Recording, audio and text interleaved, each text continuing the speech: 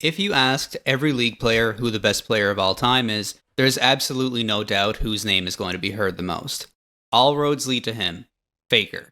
He is no doubt the best player of all time. Okay. When you think of League, you think of Faker. When you think of the best, you know it's Faker. However, there is one person and one person only who you will hear some players say could stand toe-to-toe with Faker. This player has never won Worlds. He has never even been to Worlds. He's never even played in a tournament. Zika. His main account received a 1,000-year ban and is still banned to this day. No, not those guys. Who could it be? Even though he is so good that he is often seen as the only rival to Faker, Riot still has not unbanned him. This is, of course, Apto, or as you may know him, Dopa.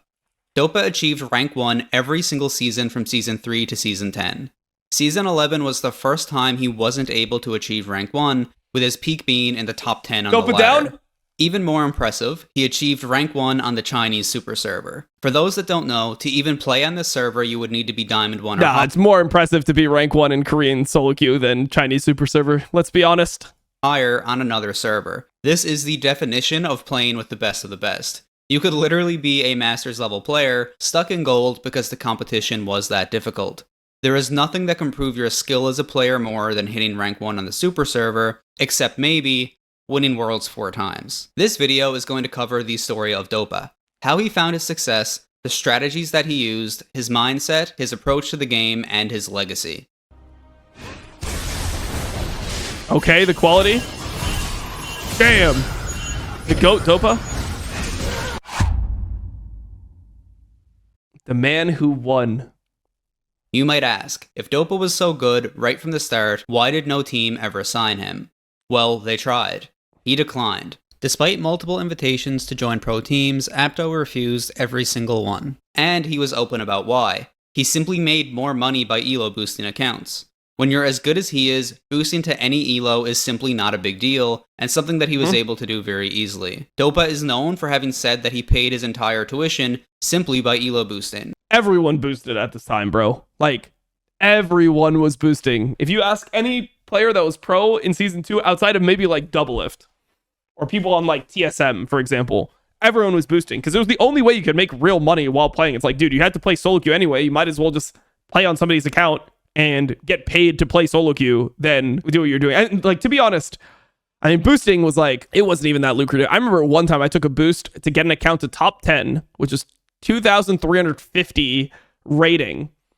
This shit took like a month and a half to get an account to top 10, and I only got paid like 1.5k or something. And I thought that was like an insane job. I was like, damn, bro. Insane. There is no debate. Dopa is the absolute best elo booster of all time. Despite this, in September of 2013... Honestly, is he the best elo booster of all time? Like, maybe he's the most known elo booster of all time. But I think, honestly, I think Shaden was probably the best elo booster of all time. Shaden is so insane at climbing accounts. I mean, he could literally get an account from like... Because he just had the grind in him as well, you know? If you want to talk about speed and efficiency, Shaden could get an account from like literally like low diamond to challenger in like 62 hours or something. He would just grind it. Dopa accepted an invitation. He joined Team Dark, who were supposed to compete in the OGN Winter Qualifier. That is, until someone that Dopa had been elo boosting reported him directly to Riot for personal reasons. They suggested Riot investigate his elo boosting and in-game behavior. Dopa, who was still elo boosting at the time, received a 1,000-year ban from Riot Games, and was also banned from participating in OGN or any tournaments for 2 years. Team Dark went on to play in the tournament, and infamously received the fastest loss in competitive league history. Nice. Trundle dies to something somewhere. The fuck is this? There goes the Nexus, guys. 8 minute, the Nexus down to about half health. 8 minute Nexus down. Nice. I think it's just too little too late. Who's MVP this game, though? I think the fans are. I think Cloud Templar is MVP this game. They're going to give it to him. This is Cloud Templar for MVP, so they trolled the game? Fastest game of League of Legends. In history, easily. I'm just so they bought a million wards. What the fuck? There it is, GG at 8 minutes, 24 seconds. In order to honor the recently retired player Cloud Templar, Team Dark locked in troll picks and lost in only 8 minutes. And you know, I will say this, Team Dark came into this with a reputation a little bit. Well, Skarner and a Moo Moo, oh man. The crowd is hyped. There he is, Maokai. Trundle, and well, Rammus is banned, so they can't do Rammus. So it's lost on purpose in pro play. Cool. Shen, yep, that's right. Trundle's going to be the final pick, I'm sure. I mean, imagine buying a ticket and why. I mean, I did collude with the enemy team and get fined a joint team fine of over $30,000 to ARAM game 1 on stage. So I can't say I've never wasted anyone's time in a tournament setting by trolling on purpose to protest unfair treatment by the devs, or I guess not devs, the tournament organizer. I can't say I've never done that personally, so I see where they're coming from. Telling him to lock it in. Yes! Trundle, yeah, there it is. All right, guys, let's do this. Team Dark, or Team Cloud Templar, that is, versus Samsung Ozone. If ARAM in grand finals, yeah. ARAM in the grand finals of the tournament, Matt. Invade. I wonder if they're just going to try and take. I mean, they've got 3 smites, 4 machetes, and they started out.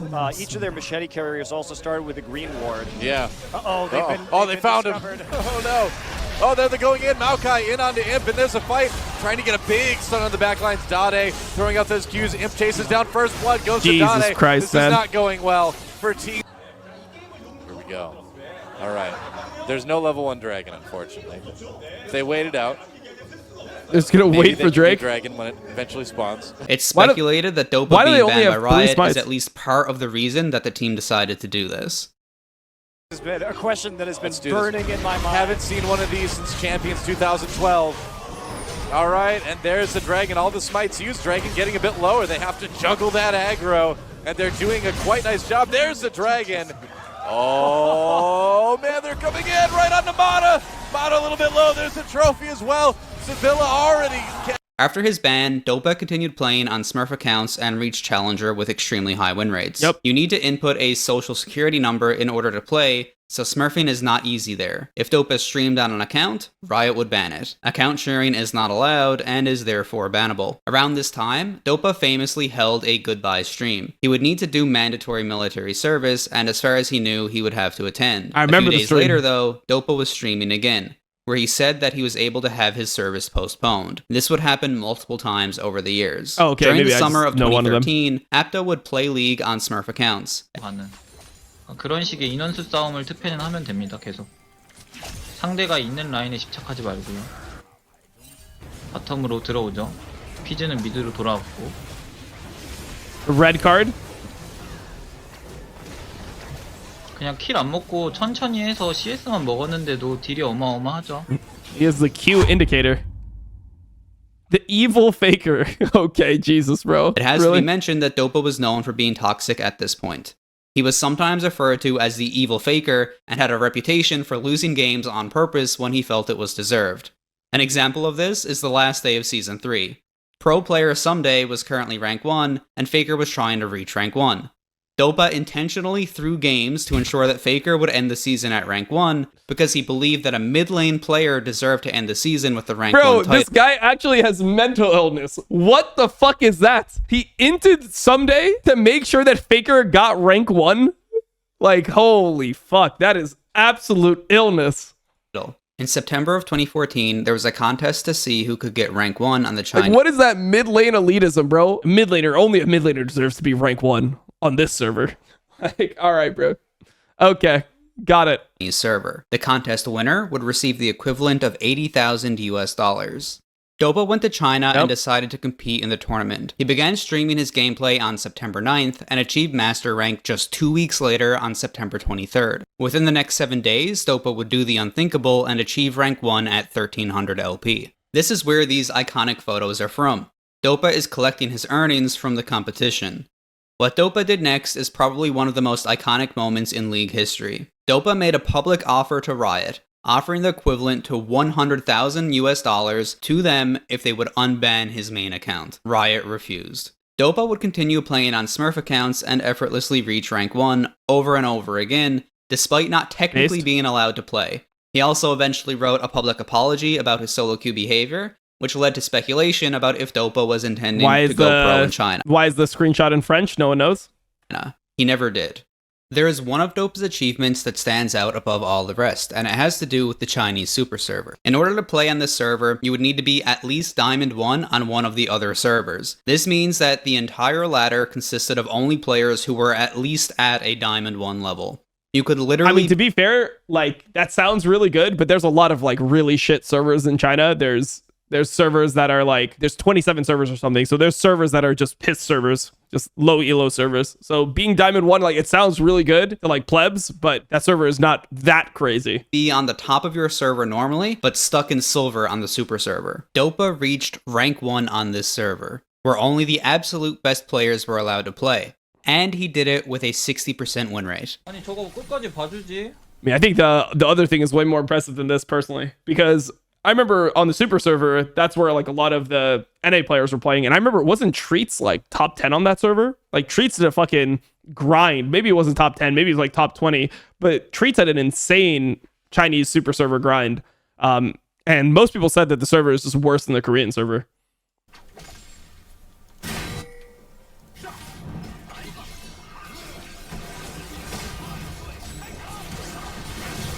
What is the sound? Let me see if I can find it. Chinese super.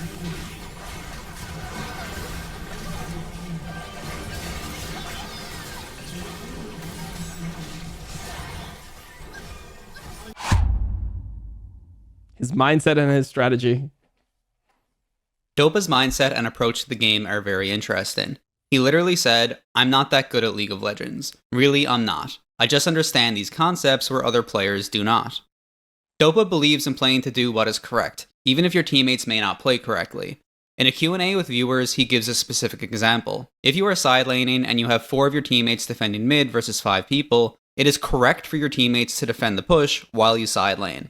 It is possible that your team does not do the correct play, and instead could try to fight 4v5. He says in a situation like this, you should always side lane and assume that your team will play properly. It would be wrong to reset and join them just in case they throw. You are going to feel pressure to join your team, but Dopa says that this is incorrect and not how you should make decisions. Facts. Your team could fight mid, and you could lose Baron and the game as a result. Dopa says even with this risk, the optimal play is to continue to side lane while your team defends mid. You must... I mean, it's like the most basic stuff in the world, but I say this all the time because people, like, have this idea in solo queue where it's like, well, if your team plays wrong, then you need to play wrong. It's like the best way to climb in solo queue is to just make the best possible plays over and over again, and eventually you'll just win the majority of your games. That's it. It's that simple. You just make the best possible play over and over again at every opportunity. You make the best possible play that you think you can make over and over again, and then you climb. That's just the way you play solo queue. Continue to side lane simply because it is optimal. He elaborates further on this. Dopa says that even if your intuition tells you that it is correct to reset and go mid, because you think your team is going to fight, you still should not go. If you were to reset, run mid, and your team did fight, and you won the fight, then went to Baron and won the game, it would still be incorrect. Even though you won because you got lucky. The correct play is to side lane, and it is better for long-term results to choose the correct play and lose than to do the wrong thing and win. Yep, obviously. Dopa explains that people will... There's no, like, because people will say, oh, well, how does that make sense? Well, there's no guarantee that you don't know going into the situation which outcome it's going to be, right? So you might as well just do the best thing possible over and over again and then win your solo queue games eventually. Remember all the times their team fought 4v5 and lost, and will also remember the times when they reset, backed up their team, and won. This will affect their decision making and cause them to not be consistent because they're making decisions based on emotions rather than what is right. The results do not matter. What matters is that your decision was correct. This leads to long-term success and climbing. He says that when he loses games, he will often have not participated in a single team fight because none of the team fights were situations where they should have been fighting. Dopa said, with a consistent playstyle, you always create advantages. Mm-hmm. The reason being, if you play this way and the opponent this is makes like, one so mistake... the equivalent for junglers, this is why, like, I've always had the mentality that as a jungler, you should always full clear. Like, that should be your default playstyle, should be full clearing in the jungle. If opportunities come up that end up looking really good, you can break your full clear and do whatever you need to in the game. Like, you obviously have to be watching your map, but your default strategy going into every single jungle game should be to full clear whenever possible. Period. It It's a direct advantage rather than... Which is like why when I did my Challenger climb last year, I just played Udyr and I full cleared. Like almost every single game, I played Udyr and I full cleared. And it's like your decision-making process from there, it changes, right? But I would full clear. If there's a gank opportunity, I would take it. If not, I would reset, go back, I would start full clearing again, and then I would do the objective that was on the side where I was full clearing. That's it. playing to catch up. It is a direct advantage if you only make optimal decisions playing League with this fundamental mindset. I mean, you have to think about the game like this. You have to think about the game like this. When you end up breaking your full clear and you end up doing something on the map, right? You'll gain a certain amount of gold, right? You'll gain, let's say you get the kill, you get 450 gold, 300 for yourself, 150 for your teammate, right? If you full clear, you gain, let's say if you full clear and you were, giving up 3 camps, let's say you go 3 camps into top gank, you give up 3 camps, which you will give up even if you end up clearing them later. They won't respawn as early, obviously, so then you'll be affected. Let's say you give up 225 gold to give up those 3 camps. The way you should view it is like, what percentage chance is this gank going to work versus what percentage chance am I going to be able to kill my camps? Because killing your camps is like 100%. So if you think that something is like lower than a 50% chance of working, you should almost never go for it because of the fact that over time you'll just end up gaining more from the full clear. The video here to give you the small YouTuber speech. 98% of people who watch my content are not subscribed. Every like and comment makes a huge difference with the algorithm. That's crazy. So let me know down below if you'd like more content like this. Thanks again, and back to the video.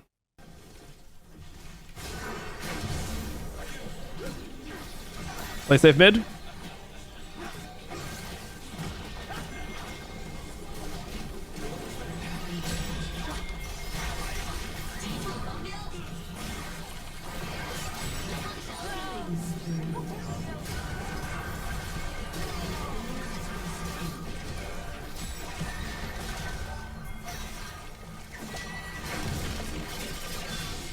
Fucking beautiful TF sequence. Holy shit. What a goat.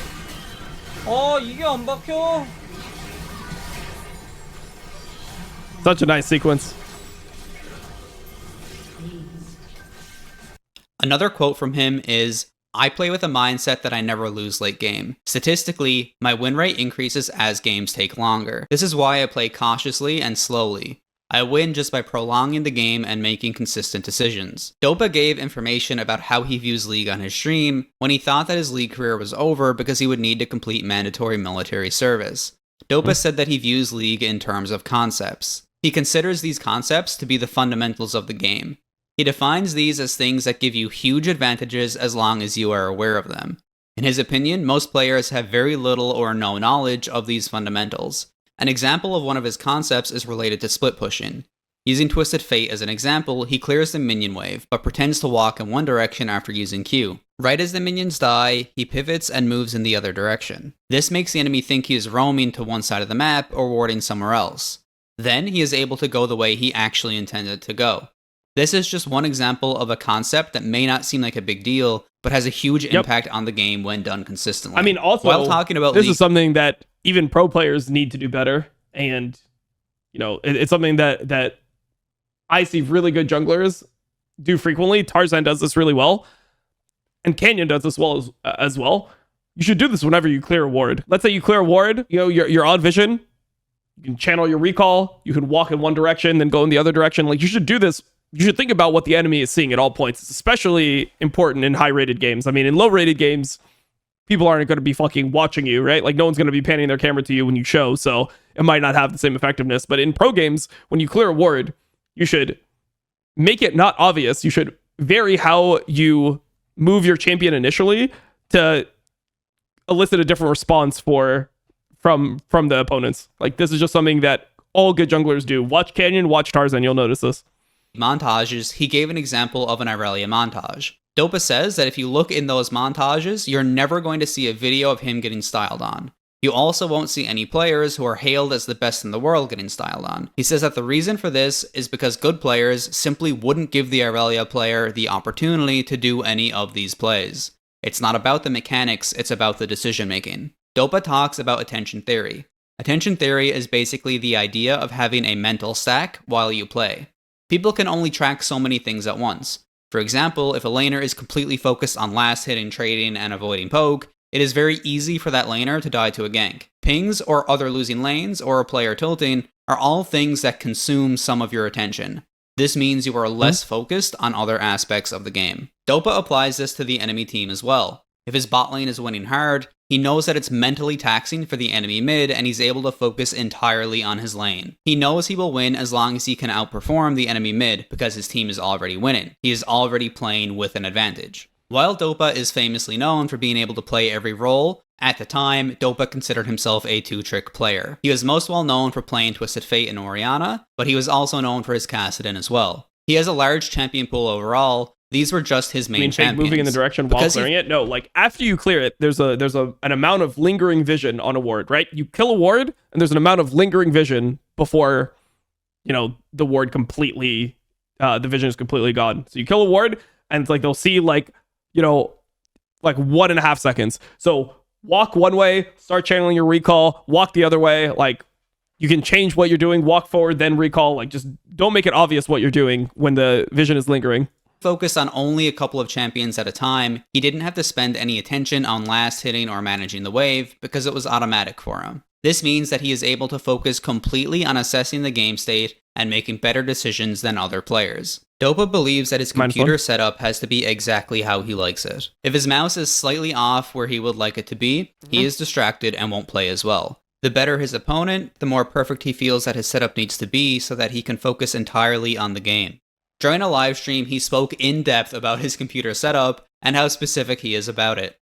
His desk needs to be perfectly level. The monitor has to be specifically 47.3 centimeters away from the edge of his desk. He also puts tape at the edge of his desk, which he sticks to his chair to make sure that the chair stays in the same position every time he plays. He finishes his... Yeah, I never was that specific with how far the monitor was away, but one thing I was really specific on is that I can only play if my chair is directly level. So the armrest of my chair is directly level with my desk.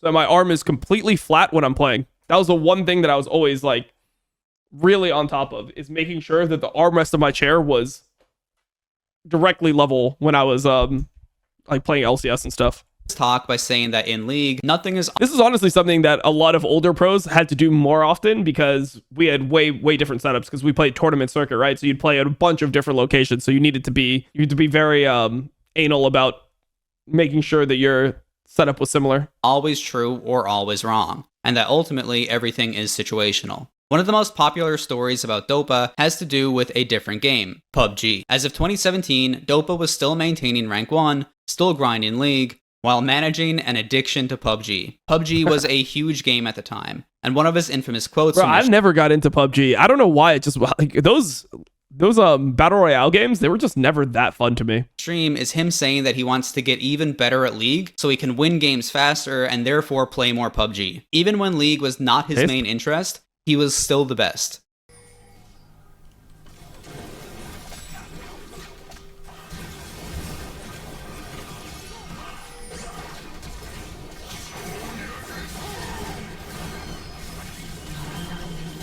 힐 써줄걸.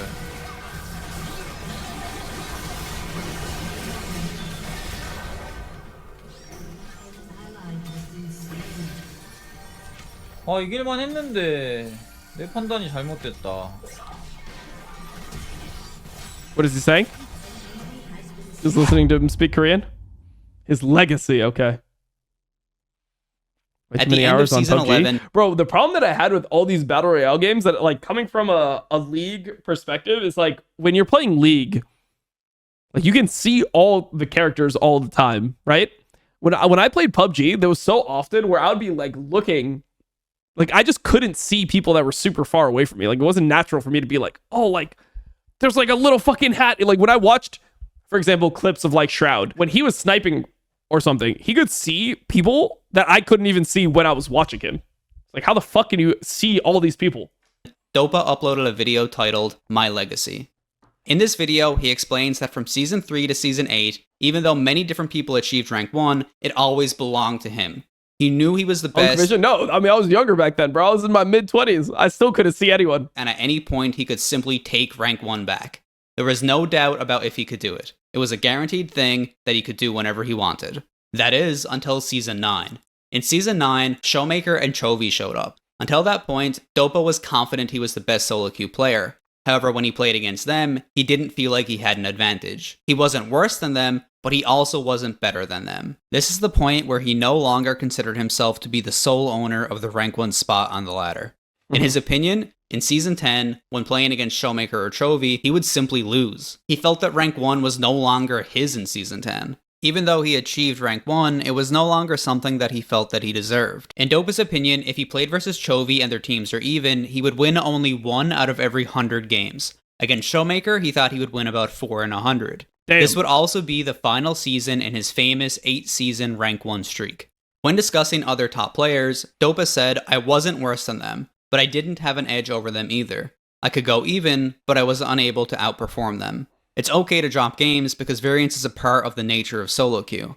However, to be rank 1, you can never afford to drop your performance. In Season 10, there were 2 people standing between me and rank 1. In Season 11, there were so many more. It's the first season since I started playing that I failed to claim rank 1. I haven't been rank 1 for a while now, but it's the first time that I've actually failed to take this spot. I could just say I've been rank 1 for the last 8 seasons. Now, all I can say is, I've been challenger for the last 9 seasons. I could explain that I've been rank 1 for 8 seasons, but that I failed this time around. But that explanation is too long, and it looks like I'm making excuses.